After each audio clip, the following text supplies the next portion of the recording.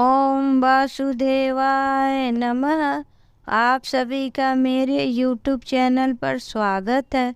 आज मैं आप सभी को कार्तिक मास के शुक्ल पक्ष के चतुर्दशी के दिन सुनी जाने वाली कथा को सुनाऊंगी।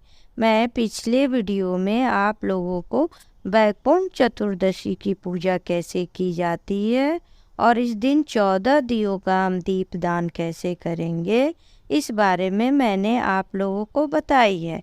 आज मैं आप लोगों को वैकुंठ चतुर्दशी के दिन कथा कहनी है या जो हम सुनते हैं उसके बारे में मैं आप लोगों को बताऊंगी।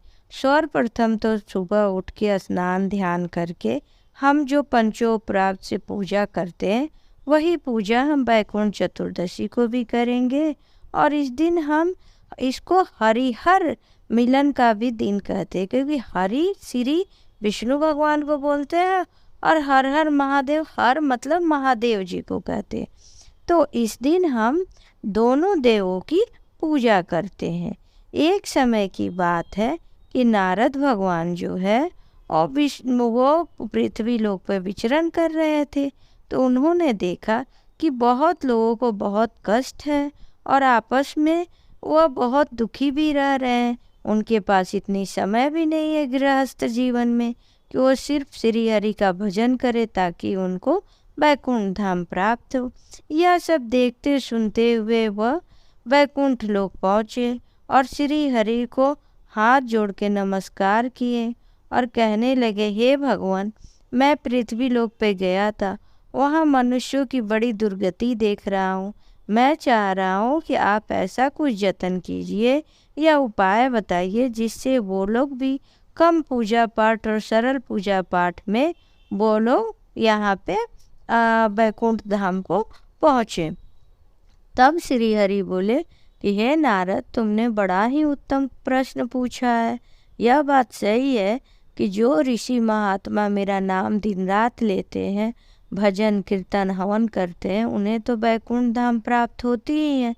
लेकिन कार्तिक मास के चतुर्दशी के दिन जो भोलेनाथ और मेरा पूजा एक साथ करेगा उसे वैकुंठ धाम प्राप्त होगी, क्योंकि उसी दिन मैं 4 महीने के योग निद्रा से उठा रहता हूँ एकादशी के दिन, और 4 दिन बाद चतुर्दशी के दिन भगवान भोलेनाथ जो 4 महीना से सृष्टि का सारा कार्यभार संभाले रहते हैं वह मुझे वापस देते हैं और मैं अपने कार्यभार को सुचारू रूप से 8 महीने के लिए मैं तैयार होता हूँ लेने के लिए। और यह एक दूसरे को हम अपनी अपनी जिम्मेदारी सौंपते हैं। इसी दिन को वैकुंठ चतुर्दशी कहते हैं या हरिहर मिलन का भी दिन कहते हैं। इस दिन हम दोनों का साथ में ही पूजा पाठ किया जाता है, उपासना किया जाता है और 14 दिए जला के उसे 14 स्थानों पे रखा जाता है और पूजा पाठ किया जाता है। तो जो मनुष्य कलयुग में भी वैकुंठ चतुर्दशी की उपासना पूजा और विधि विधान से करेगा उसे वैकुंठ धाम की प्राप्ति होगी। तो यह एक कथा हो गई। दूसरी कथा यह है कि एक बार श्री हरि बनारस गए। वहाँ पे उनके मन में विचार आया कि मैं 1000 कमलों से भोलेनाथ के शिवलिंग का मैं पूजा करूँगा। वह मणिकर्णिका घाट पे स्नान ध्यान करके उसके बाद 1000 कमल के पुष्प लेके भगवान के बनारस के मंदिर में पहुँचे।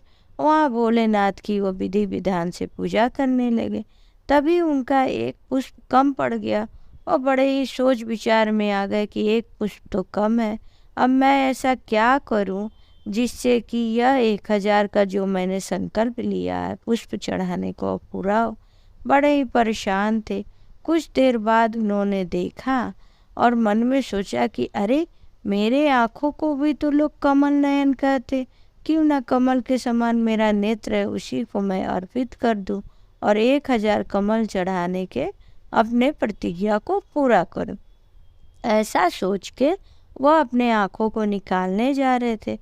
तभी भोलेनाथ प्रकट हुए और बोले कि मैंने ही तुम्हारा एक पुष्प छुपाया था, मैं तुम्हारा परीक्षा ले रहा था कि तुम कैसे 1000 पुष्प चढ़ाते हो। 1 महीने छुपा के तुम्हारी परीक्षा ली, लेकिन तुम्हारे जैसा कोई वक्त ना हुआ है और ना होगा।